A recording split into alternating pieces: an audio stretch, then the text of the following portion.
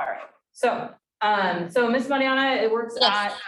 at a North Hollywood early education program called Armin Oaks. My daughter was awesome and had Miss And I Mariana. love her. I love Zoe. Yep. So Zoe loved Miss Mariana. We actually had her on Zoom too. So she was teaching in person and then had to move quickly as a preschool teacher to Zoom and was pretty amazing even at that.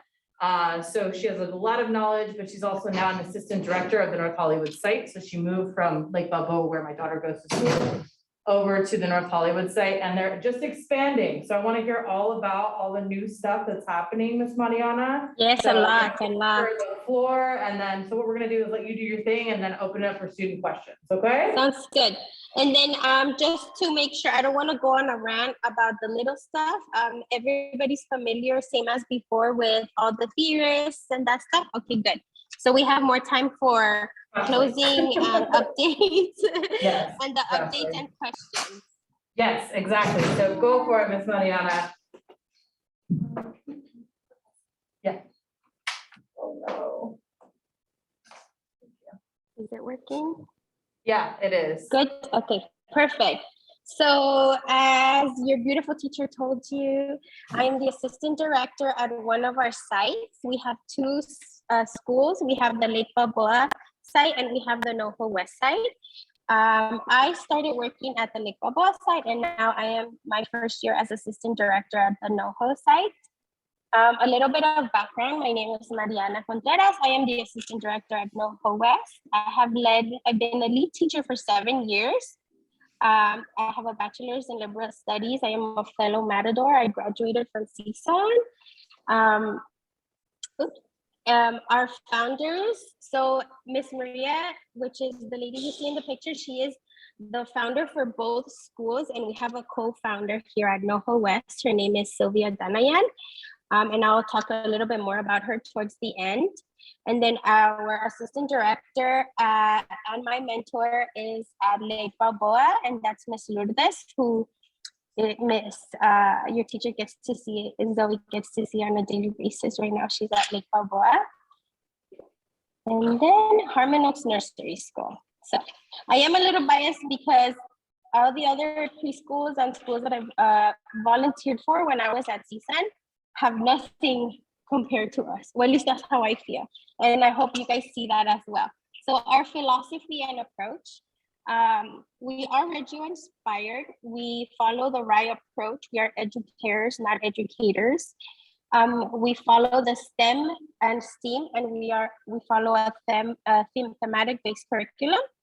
And when we do our discipline, we go based off on natural consequences. So I know you already know a little bit about this, so just a quick overview. When we say we are Reggio inspired, we're not fully Reggio, we are Reggio inspired. So what that means is when we do our setups, we try to use as much of natural and realistic materials. We provide this by setting up invitations, which you can see in the pictures with stations and materials that are accessible to the children. So we do like to lay everything out in baskets and not just put a bin or a tray. We also like to attach our literacy components to it. So you will see a question or a prompt with all of our invitations and our setups outdoors. Everything in our school has a purpose and it's very intent filled. We also try to take kids out as much as we can outdoors if we can. For example, this month we're learning about insects and bugs. So we will go and dig in the dirt and look for an actual earthworm, not just look at a picture or look at it in a book, but we still use those materials as well. We use the right approach. So we do ask the kids for permission when we're doing things with them. We respect the children and their bodies, and we teach them to give themselves respect as well. And one of the prime examples with this is when we're doing potty learning, we do ask children if I'm gonna pull your pants down, and we tell them what we're doing rather than just doing it for them or pulling them away from their playtime and just changing them. No, we ask, are you ready to go to the potty? Okay, we're gonna pull your pants down, now we're gonna pull our pants up. Along with that, we teach them independence. So they will be asked to do it on their own, which is part of our party learning. And that could be a whole different presentation. I can go on and on about party learning.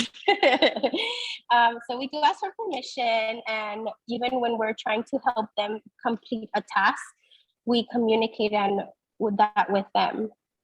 And then our STEM and STEAM, we are thematic based. So every year we sit down as a group, the two schools come together and we plan out the whole year. We plan out the themes for every month, and once a month we sit together and plan out the month. And then once a week we sit together and plan out the week. So we do everything as a team. So all teachers from leads to associates work together to create this curriculum for the children. And it is interest-based, so it's everything that the kids want to learn. Something we adapted this past year that we loved and we have been embracing it a lot is having the kids vote on what they want to learn within the month.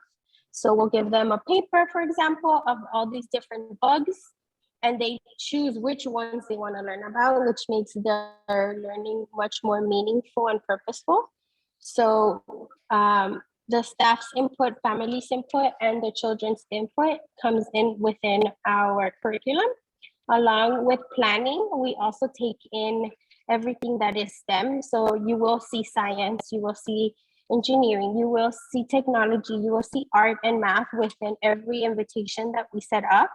Or our minimum is having at least 2 or 3 components of it. And even though sometimes it sounds hard to add the science into something, at first it could be a little tricky, but once you really think about it, it's so easy. And I love saying that I wish we had this when I was in elementary school, because learning science would have been so much more fun and easy. And then our discipline approach. So when we talk about discipline, we don't do timeouts. It doesn't work for us here at our school. If that works at home, we say to our friends that might work for you at home, but it doesn't work for us.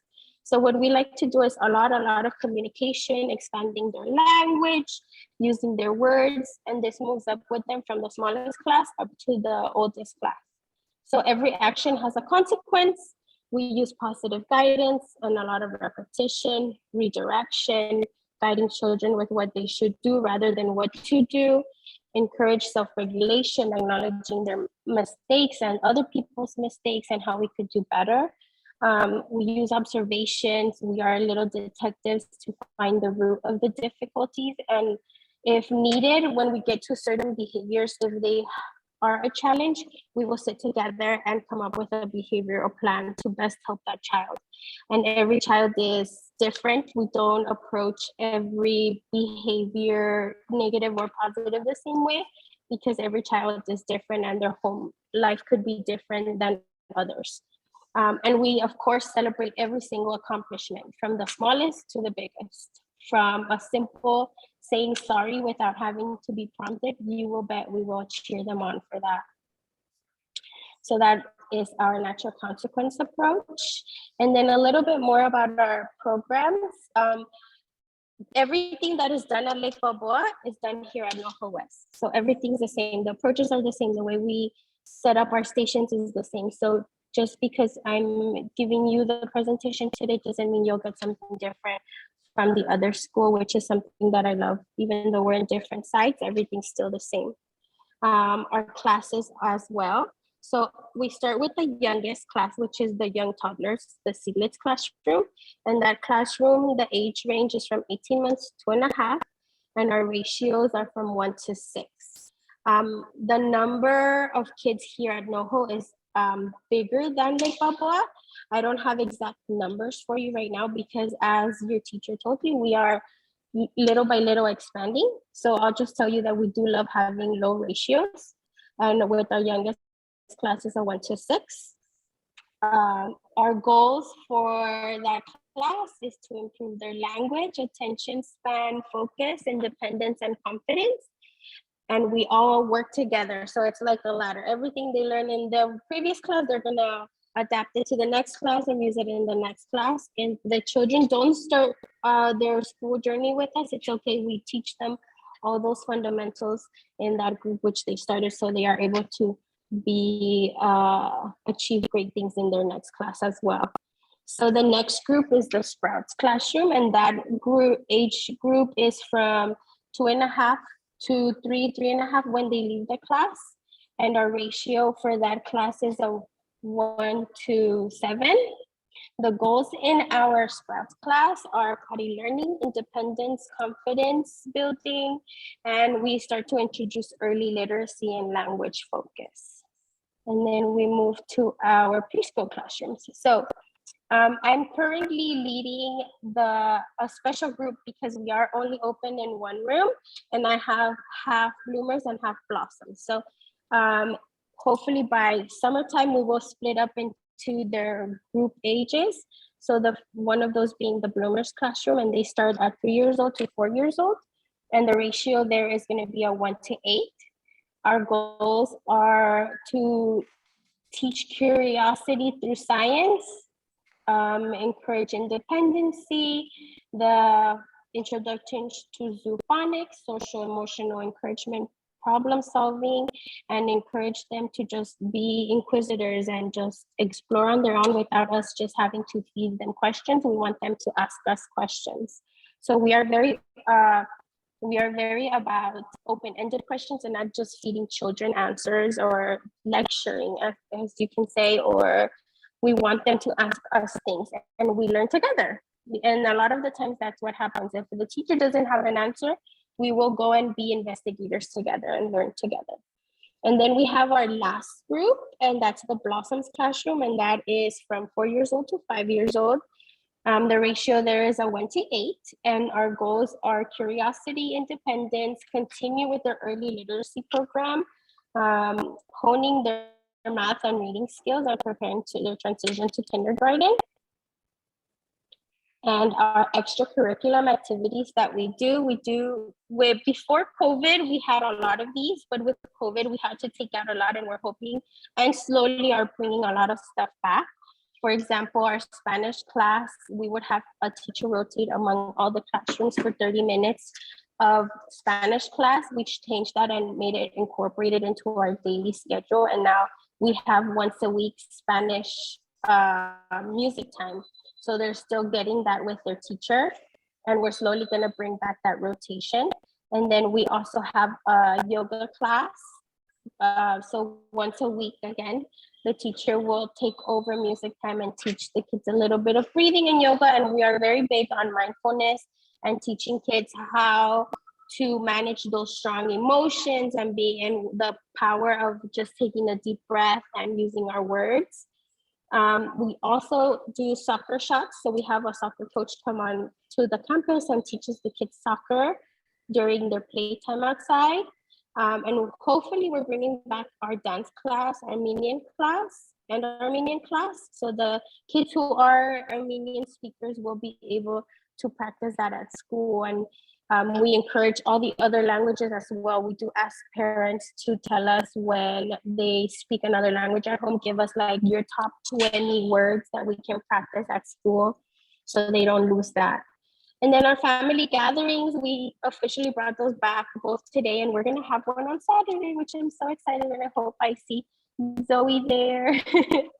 So you will have our family gathering, and this year we changed it from the park to the farm, so the kids are gonna love that, and that one, it brings both schools together.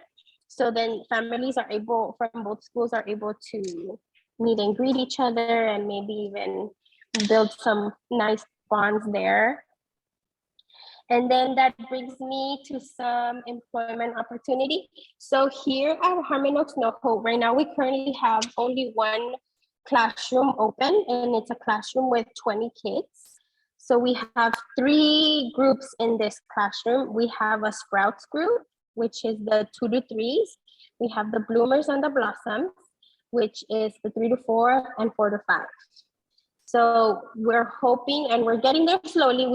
Ms. Maria just came and told me that we just passed our electrical inspection. So that's one more checked off. Our building, I believe the last time I did it, I don't know if the painting was already done. Now it's fully done.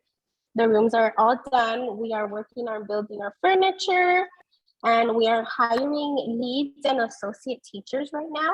So if you are interested and want to know a little bit more, you can apply through Indeed.com. Just look us up, or you can email the school, which I did not type in correctly here.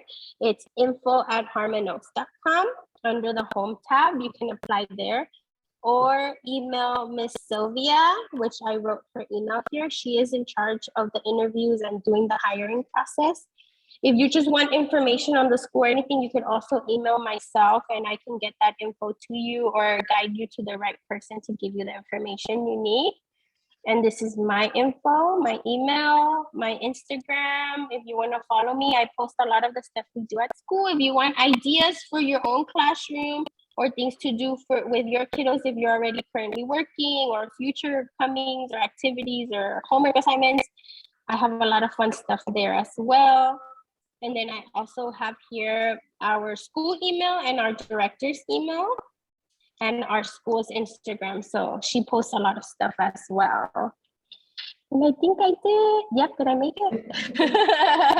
Are you able to send this to me too? If you could just Yes. email me your PowerPoint, and then I can put it up on Canvas so my students can reach out to you. Oh, yes, as well as definitely. I will anybody email else you they the need to. PowerPoint. Yeah, that would be great.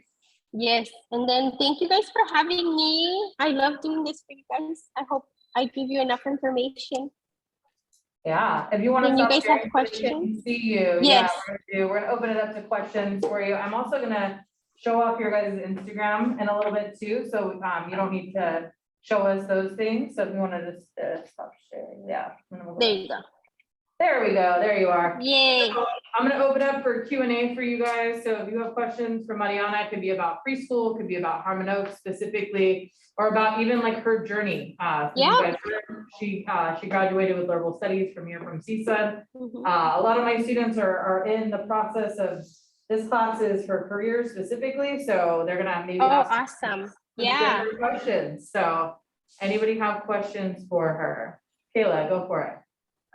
What are your job requirements for the Harmon Oaks preschool teachers or teacher associates? So let's do lead teachers and then the associates. So tell us what the Yep. requirements are for my students there. Oh, perfect. So for a lead teacher, we're very flexible. So if you don't have a degree, we do just ask that you have for a lead, we want you to have some units in the field. If you are taking units already, we would love to know what those are and what your plan is for education. What other requirements for a lead? Oh, I have a few. Miss Maria, jump in here. No. You guys want to say hi? So if you are, we want to at least have a minimum of 6 units in child development for lead. No, more, 12. Associates is a minimum of 6. For leads, we want 12 or your preschool certificate. And then if you are working on it, we want to know what your plan is as far as to go on with your education. For associate, it's 6 units in child development minimum, and we do ask that you continue and take more units. What else? We ask you to have a CPR, your CPR card. We need you, I think this one is becoming more popular. I think everybody has to have it. What is it called? The mandated reporter. And then if you don't have the smaller stuff, we will help you get that done. Okay, thank you. You're welcome. I hope I answered everything. Did you have a specific strand that you were wanting to know more about? Because I'm I'm new into the industry of child development. Oh, I see. So I'm just looking into working with preschool. So yeah. So yeah, definitely. So if you just started, you'll want to get like your child development classes in there. Usually you see what it was. I don't know, it might be different now, but it's like the first child development class and that second one that a lot of schools require you to have. definitely we would want you to have those. And then depending on the age group that you would want to be working with, we could help you guide you towards that specific class that's going to help you within the group that you have. Yeah. Also, Ms. Mariana, I think, Yes. and I'm not sure where you guys are in this process, but Mhm. Harmon Oaks was applying to be a child development site for our students. I don't know if it's for both schools, Mhm.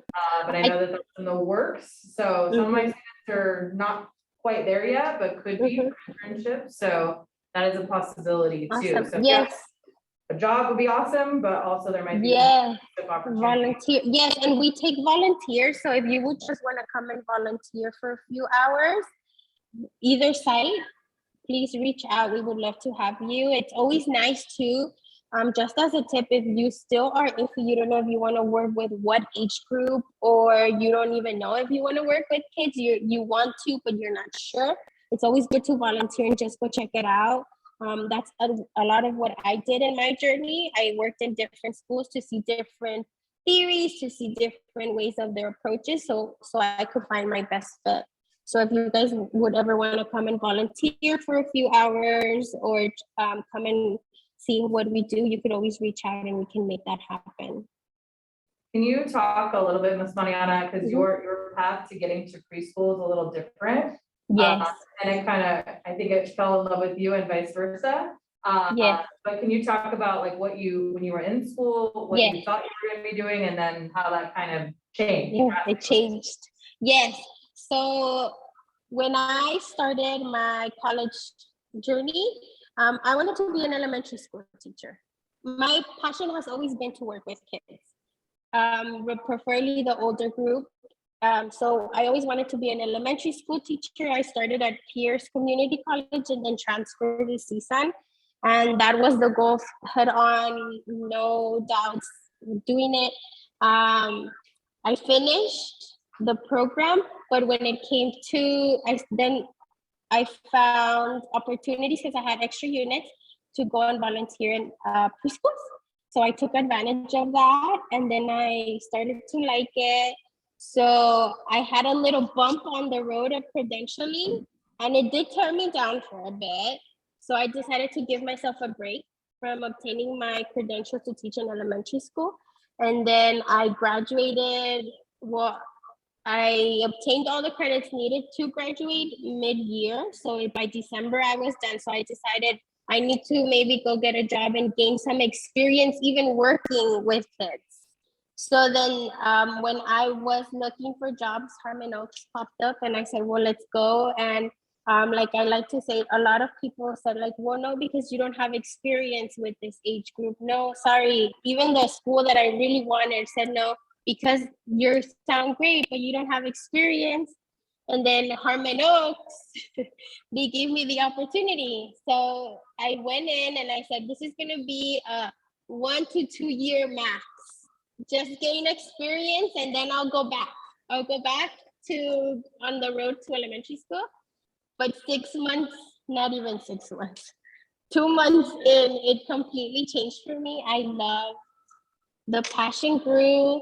I was offered the position as a lead. I started as an associate teacher. So 6 months in, I was offered the position as a lead. And then from there, I didn't leave. So from there, it just grew. I learned a lot from Miss Maria and Miss Lourdes. They are my mentors, and the other staff. We learn a lot from each other. Definitely all age. I've taught every group so far. I think I only have one more that I haven't fully led yet, but I love every age group, and I've learned so much. This passion grew on me, and I don't want to leave now. Now I'm the assistant director at a local site and hoping to continue to grow. So it's a little bit, it is different, very different from elementary school. But like I said, you will never know what exactly is your fit if you don't go out there and try. And volunteering and I think it's nice to hear your process too, is that you're thinking one thing and then you got into something completely different. Yes.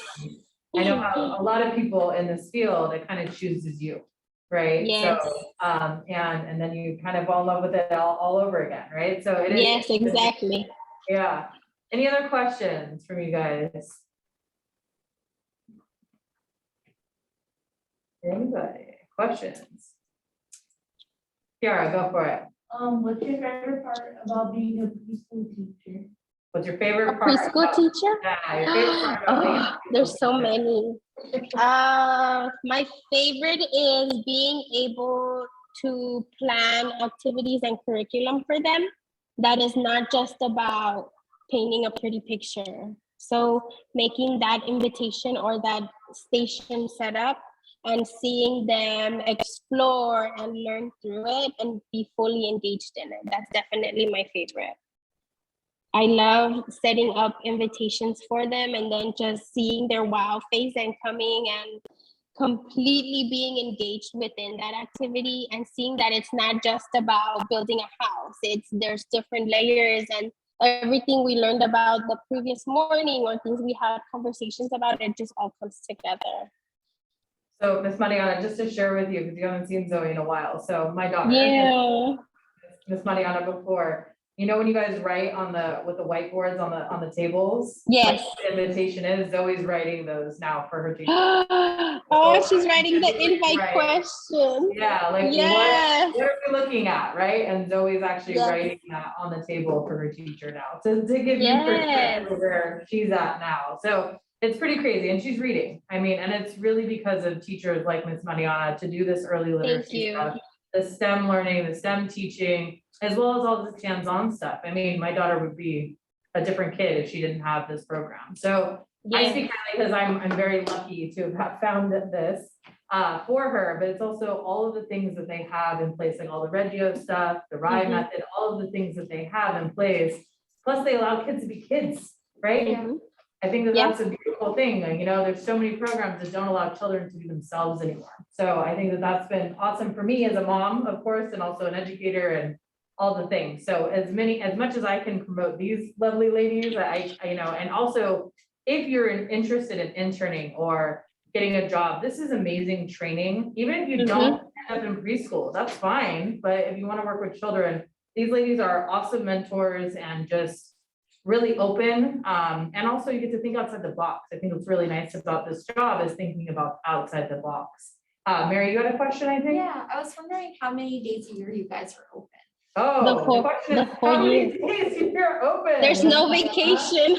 I know, right? They had Good Friday off last week. That was We have Good Friday off. We have the state observed days off.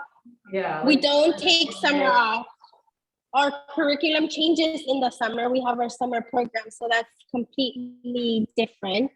But we work full year round. We do take off a week and a half to 2 weeks during like the winter. And other than that, that's the longest break you're gonna have, unless you ask for a vacation. And then the other days, they have curriculum planning days. So they may not have school that day, but then they're planning for like the next work. year, for example. What do you guys call it? Our staff development days. Staff development days, In yeah. staff So they service. won't have school that day, but they're still working, right? Yeah, So we'll so for example, for those, our director has either we set up little stations that things that maybe the teachers need more help with, or we have heard the teacher say, oh, I need more work on this. Can you explain it better? So we'll do it as little workshops within ourselves. This last one, we had a guest speaker. We've had a lot more special needs brought in that we're a little bit unfamiliar with. So we had someone come in and guide us through that, which helped so much. And put our eye in a different perspective. And then we also plan for the year as a group on those days. And just get a chance to all be together and hear each other out, give each other pointers on how to improve your class or whatever you need more support with. Evelyn, you had a question? I didn't have a question. I just Okay. I don't know if you can hear her. I'll translate a bit. Yeah. I was just gonna say, I worked in a school that was also Reggio inspired, and I came upon your page on Instagram, and I just loved it. So I agree with Professor that it's just by looking on Instagram, it's a great school. It was even a school where I was like, oh, I would like to work here. The teachers looked happy, which is the first thing I do, is I'm like, how do the teachers look? Do they look happy? So We are I see happy. that. I see that on Instagram and I see Oh, how thank you. you guys set up and it's really great. So I just wanted to comment. Thank you. It's so nice to hear that. And they No, have a yes, vibe. They definitely have a Thank you. vibe, like the Harmon Oaks Yeah. teachers, leads, directors, they have a very specific vibe. And some people that works for it, most people it doesn't. And that's okay. But I'm just keeping it real. We've had some. Yes, teachers it's that are okay. no longer there. And it Some just didn't work. That's Right, why they're it's not just- here it's anymore. sick for whatever reason. However, and they're very like-minded. And it at all the levels, which has really been interesting. So Miss Lourdes, who she's talking about, who is her mentor and also assistant director of the Lake Balboa site, was my daughter's first teacher, right? And just going through these different levels of teachers, they have, like I said, they have a very similar way of teaching and a way of speaking to little creatures, right? Which is very interesting, is that, you know, it is difficult to work with those different age groups, but they do have a very similar way of working with them and communicating. And it does come up, and I'm gonna show them after we get off here too. I am gonna show your Instagram because it is amazing. And to see some of the videos and just some of the things they're doing with the actual students, it's one thing for us to talk about it, but then I like to show kind of what you See guys it, do. yes. Yeah. Yes. Any No, other yes, and questions? thank I know Miss you. Mariana has to get going soon. I know you have your kids. What time do they nap till? 3:30. Okay, all right, well, we won't be, we're gonna be gone at 3:15. Yes. Riley, go for it. What's your question? So since you're a lead teacher, how much work do you usually take home? Or do you usually Take get it home? done? Yeah, Work? how much work do you take home? Be honest. You want the honest truth? I'm just kidding. As an assistant director, Miss Maria doesn't like it. My director disapproves of me working at home. But unless you get paid for it, which she's very good at, by the way, paying you when you work from home. As an assistant director, I want to say it's on and off. It's one thing, me personally, I like to get things done when it happens. So if a parent messages me, this happened, what happened? Or when do I have to turn this in? I can't just look at it and say, I'll just answer on Monday and it's Friday evening. I have to answer. If they messaged me on Saturday, I saw it. I have to reply. I feel like as a teacher, you need to have that open communication with your parents and them to trust you. And I feel sometimes if you don't reply to the simple messages, a simple be here by 9:30, a quick 2-second, if you don't do it, then what does that say, you know? But honestly, maybe an hour or 2 hours of work from home a week. Per week? It's not a lot. We do have a window of when the kids are napping to get a lot of stuff done. If like I tell my teachers when we're doing trainings, if you manage your time wisely, you have your hour break, you have another hour when you come back. If you manage yourself wisely, you're gonna get all the setups, all the materials, anything you need to get done, you will get it done. Your emails, you're sending out pictures, your ProCare, you have a lot of little 10-minute windows throughout the day where you're not completely like this with the kids, where you're able to do that. And if you're able to manage yourself, and we give you those tools when you do your training, if we give you the tools and when you can and cannot do it, you get that time in and you get it done. So you don't take work home. They Most do of the use an time. app also called ProCare, so we can Yes. message the teacher through there. Which has been so much easier, Right? yes. And then they upload photos of our kids, or they'll put like videos, like my daughter's been doing soccer, she does soccer on Wednesdays, so I'll get a video, like she was fully. Constant communication, yes. Yeah, so it makes it easier, so you can kind of see what's going on throughout the day. And it's really nice as a parent, because you're like, how's my kid's day going? I don't know. And if they're having a rough day, then the teacher can reach out, or like if they're sick, right, and all this stuff with COVID, like there's been a lot of communication with the parents and us, just trying to be like, okay, you know, just in general, but it's been really nice to do it on the app, I think for you guys, but also for parents too, because I can see it, but also my wife can see it too, right? So it's not like if she just emails one or me, the other. then maybe my wife doesn't get the same information. So it's been a lot easier, I think, for Yeah. families to just have something centralized like that, which has been really nice. I think someone else had a question too. Kayla, did you have one more? Okay, go for it, Kayla. I know that you said that you do positive reinforcement with the Mhm. kids, but you're not sure what the parents do. Does it become difficult if the parents are doing negative reinforcement compared to the positive reinforcement you guys do? Yes, it does. So when situations like that happen, we always, from the very beginning, we tell parents how we do things at school, the way we talk to the kids. When let's say a situation where it was a very strong behavior, let's say somebody hit somebody else, we will be detailed in a message saying, we said this, they said sorry, we did this, and this, and this. So they know exactly what we're doing. When we start to see contradictions at school where it's like, well, my mom said I could do this and I don't have to do that. Or we start to see negative things like, well, my mom said I can have this, I don't have to listen to you because when I go home, she's still gonna give me my iPad, which has happened this year, sadly, but it has happened. So we do have meetings with parents and we say, look, we wanna know what happens at home. So we will ask, when something, that they did something they're not supposed to, what do you do at home?